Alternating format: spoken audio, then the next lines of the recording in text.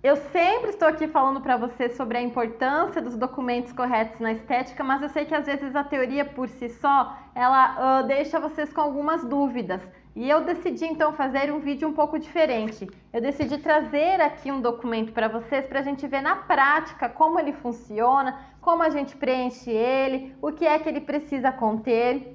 Eu escolhi o termo de consentimento livre esclarecido ou o termo de consentimento livre informado, as duas nomenclaturas estão certas, e ele é um documento muito importante porque é onde o seu cliente vai dar ciência e concordância dele em relação a todo o tratamento que está sendo realizado, as expectativas de resultado, as contraindicações, as possibilidades de intercorrências. Eu vou mostrar para vocês mais ou menos o esqueleto dele. Eu não vou dar o ouro, né? Não vou mostrar aqui, não vou dar uma cópia, porque eu elaborei esse documento com muito carinho para as minhas alunas, né? Ele foi pensado estrategicamente para cada tipo de tratamento.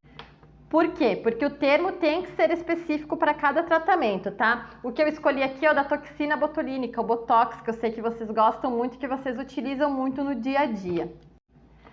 Cada tratamento tem suas próprias indicações, contraindicações, fórmulas, então eu não aconselho e não recomendo a utilização de termos genéricos. É importante que cada termo tenha as condições específicas daquele tratamento que está sendo realizado. A gente sempre vai iniciar o documento com o título, né? No caso, termo de consentimento livre esclarecido e o nome do procedimento que está sendo realizado.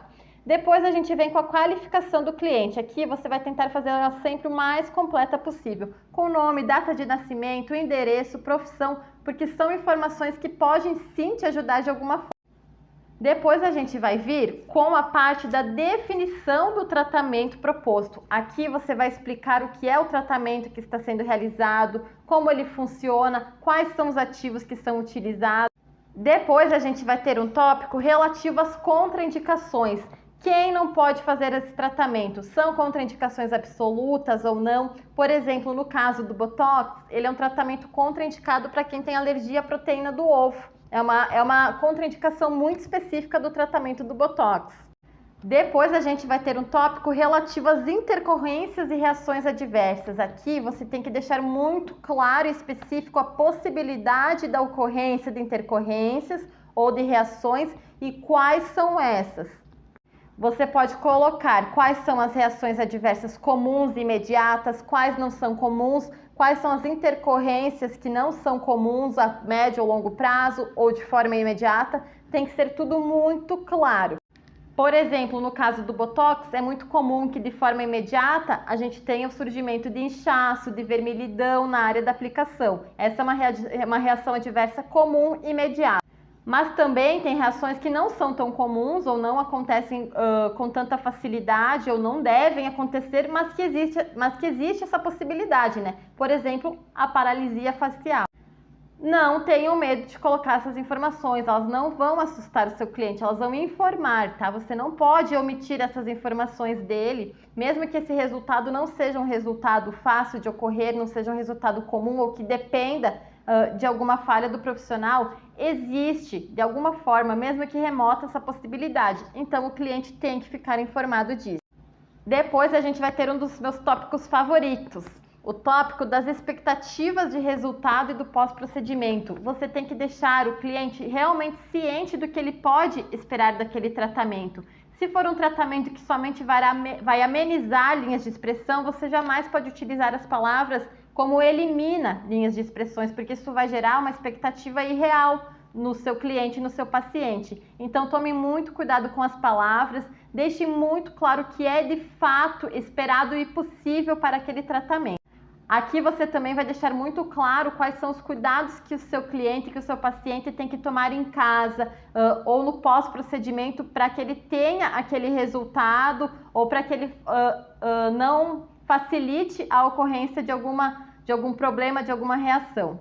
E por fim a gente finaliza com as declarações, né? Que vão ser onde o cliente vai de fato se declarar ciente, que ele foi informado de todas essas possibilidades, que ele declara que ele não tem nenhuma contraindicação, que ele se declara ciente do que ele tem que fazer em casa, de quais são os cuidados pré e pós-procedimento, que ele se declara ciente que se ele desistir do tratamento, os resultados não vão ser alcançados. Aqui você pode colocar o que você quiser que o cliente declare, tá? e você vai ler todo esse documento junto com ele, vai explicar, vai tirar todas as dúvidas dele e aí então você vai datar e vai assinar e vai colher a assinatura do seu cliente também. Eu sempre falo que esse documento é um dos mais importantes, tá? Dentro da estética, porque ele serve justamente para colocar em panos limpos, né? Tudo o que é que você passou para o seu cliente, o que é que ele pode esperar para lá na frente ele não alegar que ou ele não sabia ou que ele não alcançou um resultado. Se vocês gostaram desse tipo de vídeo, deixa um comentário aqui se vocês querem que eu traga algum outro documento, explicar como é que ele funciona, porque eu acho que a gente mostrando assim fica mais fácil de entender para que é que serve esse documento, tá?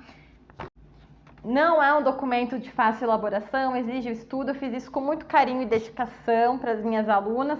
E se você tiver interesse em ter acesso a esses documentos, são mais de 150 modelos editáveis, não tem só termos, tem os POPs que são exigidos pela vigilância, a gente tem modelo de contrato, tem modelo de controle de estabelecimento, planejamento de tratamento, muito material bacana e elaborado com muito carinho e atenção para as necessidades de vocês.